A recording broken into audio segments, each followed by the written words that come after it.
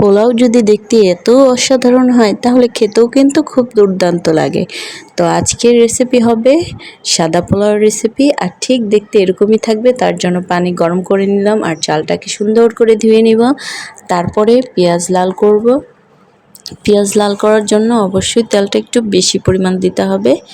তো দেখতেই পাচ্ছেন কি পরিমাণ দিয়েছি, আর আমি বেরেস্তা করে উঠিয়ে নিব আর কিছুটা রেখে দিব। তারপর এটাকে গরম মশলা দিয়ে চালটাকে দিয়ে দিব। চালের সাথে আমি তেজপাতা আর কাঁচামরিচও দিয়ে দিয়েছি।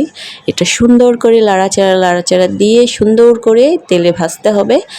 যত ভাজবেন একেবারে মুড়ি করা যাবে না, একটু ভাজাভাজি করে তারপর গরম পানি দিয়ে দিলাম। গরম পানি দিয়ে সুন্দর করে বলক আসা অবধি অপেক্ষা করব, যতক্ষণ না পর্যন্ত পানিটা একেবারেই দেখেন কিভাবে মাখা মাখা হলে ঢেকে দিয়ে দমে দিয়ে দেবেন। এই হলো পানি, আর একটু শুকাবো।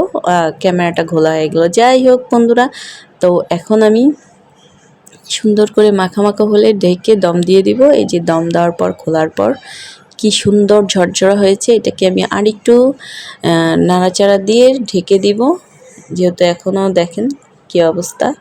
এখন আমি পেঁয়াজ বেরেস্তা দিয়ে দিব। পেঁয়াজ বেরেস্তা দিয়ে এটাকে আমি পরিবেশন করব।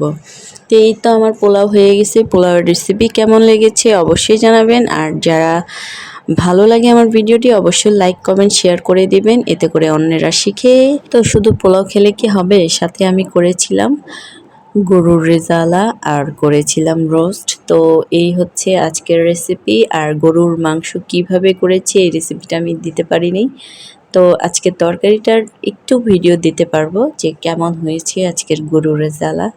তারপর দেখে নেন কি সুন্দর আমার পোলাওয়ের লুকটা আসছে। এরকমভাবেই দিবেন। আর পোলাওয়ের রেসিপিটা তো জেনেই নিয়েছেন, সবাইকে শেয়ার করে দিবেন। এই হচ্ছে আমার গরুর মাংস। তো গরুর মাংসর রেসিপিটা আমি দিতে পারি নাই, দুঃখিত। আগামীতে অবশ্যই দেবো ইনশাল্লাহ।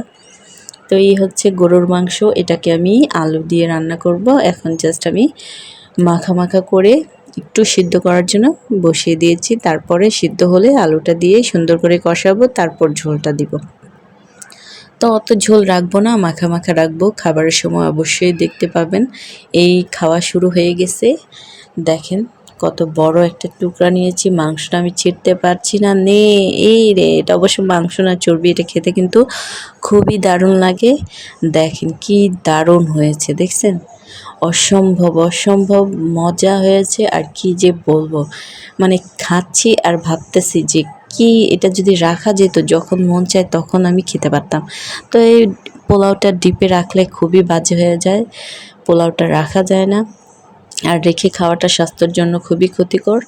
এই হচ্ছে মাংসের টুকরাগুলো, খেতে কিন্তু খুবই দারুণ লেগেছে। আর ঝাল তো অসম্ভব মজা লেগেছে। তো যারা ঝাল প্রিয় তারা ঝাল দিবেন, আর যারা ঝাল পছন্দ করেন না তারা তো অবশ্যই ঝালের পরিমাণটা কমিয়ে দিবেন। এই হচ্ছে আজকের রেসিপি, খেতে কিন্তু দুর্দান্ত লাগছে। আগামী ভিডিও দেখার আমন্ত্রণ রইল। আল্লাহ হাফেজ।